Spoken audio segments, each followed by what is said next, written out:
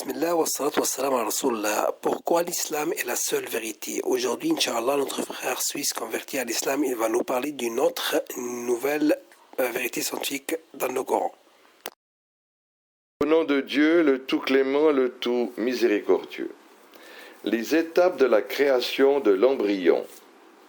Allah exalté soit-il dit dans son livre: qu'avez-vous à ne pas vénérer Allah comme il se doit, alors qu'il vous a créé par phases successives.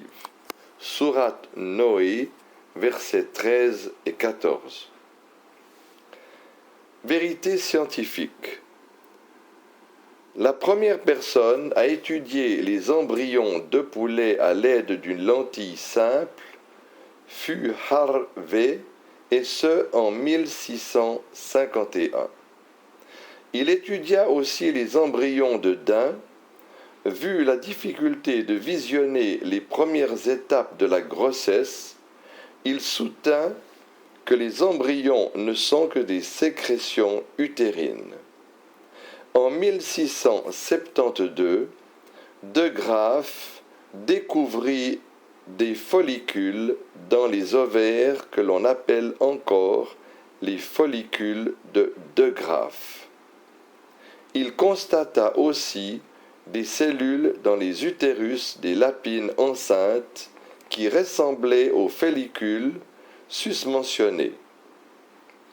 De Graaf en déduit alors que les embryons ne sont aucunement des sécrétions utérines, mais qu'ils viennent plutôt des ovaires.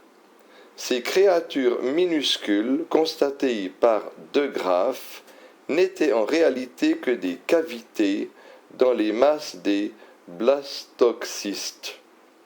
En 1675, Malpighi visionna des embryons dans des œufs de poule qu'il crut exempts du besoin de fécondateur mâle.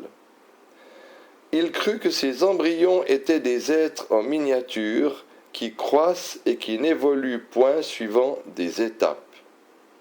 En utilisant un microscope qui était beaucoup plus performant, Hamn et Leeuwenhoek découvrirent en 1677 pour la première fois dans l'histoire le spermatozoïde humain. Mais ils ne comprirent le rôle réel du spermatozoïde dans la procréation. Ils crurent aussi que le spermatozoïde était constitué d'un être humain en miniature qui croît dans l'utérus sans passer au préalable par d'autres étapes de la création. En 1759, Wolff supposa l'évolution de l'embryon de masse primitives qui n'ont pas encore la formation de l'être complet. Vers 1775, l'on clôt le débat autour de l'hypothèse de la création entière initialement, et l'unanimité finit par s'établir sur la création par étapes. Les expériences de Spallanzani sur les chiens corroborèrent l'importance des spermatozoïdes dans la reproduction.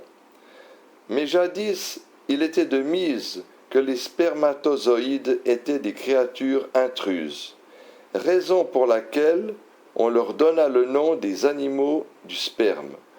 Et en 1827, après la découverte du spermatozoïde d'à peu près 150 ans, von Baer constata l'ovule dans un ovaire de chien. Puis en 1839, Schleiden et Schwann eurent l'assurance de la formation du corps humain à partir d'unités vivantes fondamentales et de ce qui provient de ces unités. L'on donna le nom de cellules à ces unités, après quoi il devint facile de comprendre la réalité de la création de l'homme par étapes. D'abord, à partir d'une cellule fécondée qui résulte de l'union du spermatozoïde et de l'ovule. Aspect miraculeux de ce verset. Le texte coranique mentionné plus haut prouve que l'homme n'est pas créé subitement, contrairement à ce qui était de mise jusqu'au siècle surpassé, et ce depuis l'époque d'Aristote avant Jésus-Christ. Ces textes coraniques affirment que plutôt que la reproduction humaine se fait par étapes bien déterminées, et ce pour tout le monde, malgré la différence des races et des générations. L'histoire de l'embryologie témoigne de la confusion qui existait concernant la reproduction humaine, mais le Coran déclare à cet effet, depuis le 7e siècle, que l'être humain ne vient pas subitement à l'existence, mais qu'il passe plutôt par des étapes telles que les étapes de la construction d'un immeuble qui obéit à un plan préétabli.